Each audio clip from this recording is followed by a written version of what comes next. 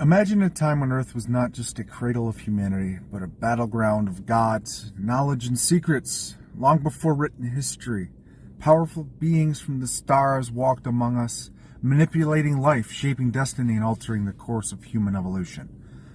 These beings, known as the Anunnaki, ruled over Earth, and their influence is woven into the very fabric of our existence. But what if the story of humanity's beginning as we know it is a mere fragment of the truth? What if Adam and Eve, the Garden of Eden, and the serpent were not symbols of innocence and temptation, but something far more complex? Something rooted in science, power, and rebellion.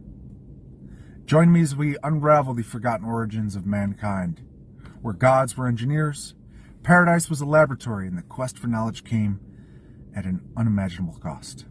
In a world seeking light amid darkness, we must ignite awakened consciousness, awaken your soul, ignite your inner fire, evoke your inner wisdom. For when you confront your own shadow, you unveil your inner light, human fluence, creating a new reality. This is not the story you've been told, but the one hidden beneath. Long before the written word, before our civilizations built cities or crafted tools, Earth was not the untouched paradise we often imagine. It was a world already brimming with life. Vast civilizations existed and millions of human-like beings roamed the planet. Yet there was another race, visitors from the stars, beings who shaped the course of human history, the Anunnaki, a name that echoes through the halls of ancient mythology and mysticism. The leader of these celestial beings was Anu, a figure shrouded in power and mystery.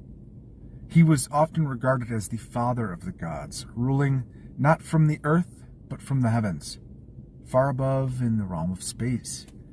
Anu commanded great respect, and his name would become the foundation for the very identity of his people, the Anunnaki, which means those who came from the sky.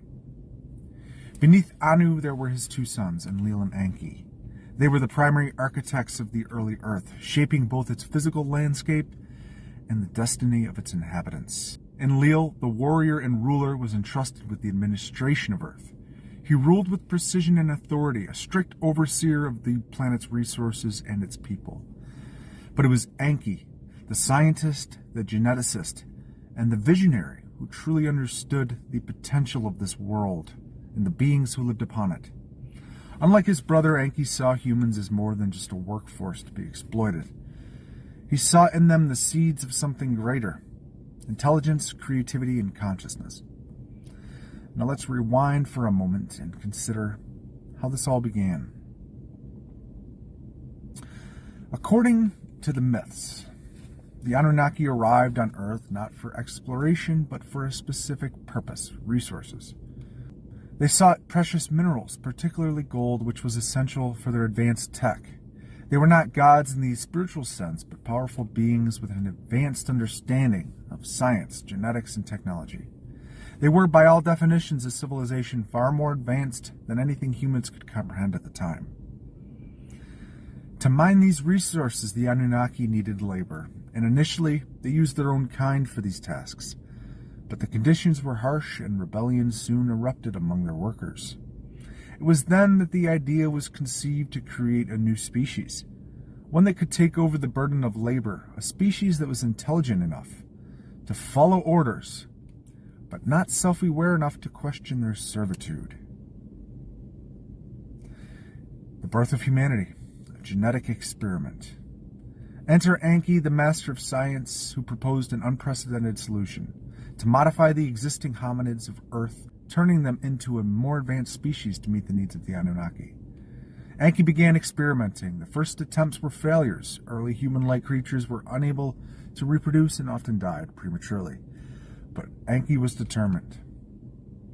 At this point, Enki's sister, a key figure in this saga, came forward with a bold plan. She said she would carry the embryo herself. She extracted the egg, modified it with the essence of the Anunnaki, and put it in her womb. After 10 long months, the experiment was a success. The first genetically modified human was born. His name was Adam, a new being perfected according to the Anunnaki's vision. Adam was not the first human on Earth, though. Millions of humans already lived across the planet, but Adam was the first of a new kind, designed to obey, to work, and most importantly, to reproduce. In this way, the Anunnaki had not only created a perfect laborer, but they had secured a workforce that could sustain itself. The creation of Adam marked the dawn of a new era for Earth. Enter Eden, the outdoor laboratory, the place where these experiments took place.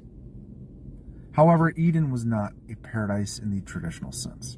It was a carefully controlled experiment environment, an outdoor laboratory surrounded by gates and armed guards. Inside, humans like Adam were monitored and controlled. Their entire existence was orchestrated, from their mating sessions to their daily tasks. They were bred like cattle with the purpose of creating more humans to serve the Anunnaki. But Enki, who had a deep sympathy for these beings he had helped create, could not stand to see them treated this way.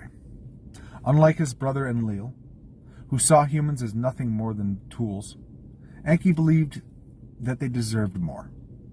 Enki had lived among humans, and he had even taken a human woman as his lover, fathering children with her.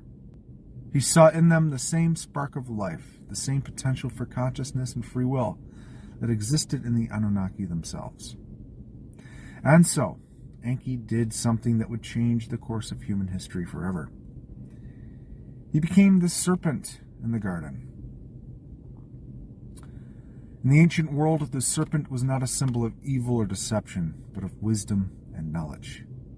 The two intertwined snakes still used today in medical symbols, the caduceus, represented healing, understanding, and enlightenment, the integration of opposites.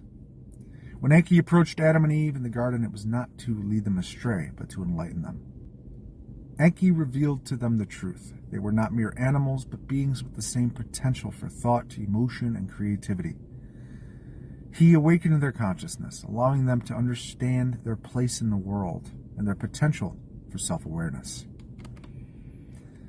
Adam and Eve were no longer just workers. They were sentient beings with the ability to make choices and question the reality they were born into. This was a revelation of immense proportions. For the first time, Adam and Eve realized that they had free will. They could think, decide, and act for themselves. It was a dangerous knowledge, one that threatened the entire foundation of the Anunnaki's control over humanity. When Enlil returned to the garden and saw what had happened, he was furious. Adam and Eve were no longer the obedient servants they had been created to be.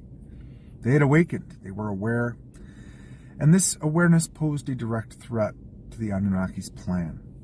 If Adam and Eve could realize their own potential, so could the other humans in the garden. Their consciousness could spread like a virus, infecting the minds of others and leading to rebellion. So Enlil did what he had to do. He expelled Adam and Eve from the garden. But this was not just a simple punishment for disobedience.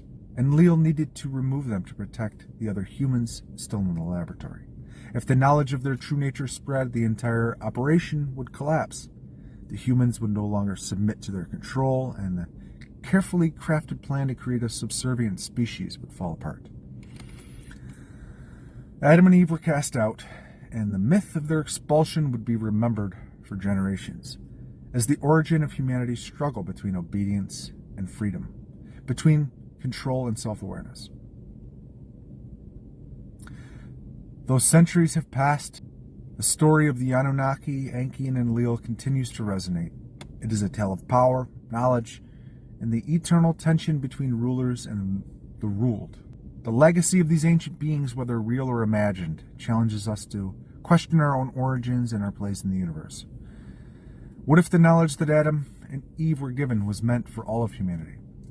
What if our potential has always been greater than we've been led to believe? The story of the Anunnaki reminds us that we are more than the sum of our parts. We are not merely beings of flesh and bone, but creatures of consciousness, capable of great thought and great deeds. And perhaps, like Enki, it is up to us to awaken to the full scope of our potential. Human Fluence, out.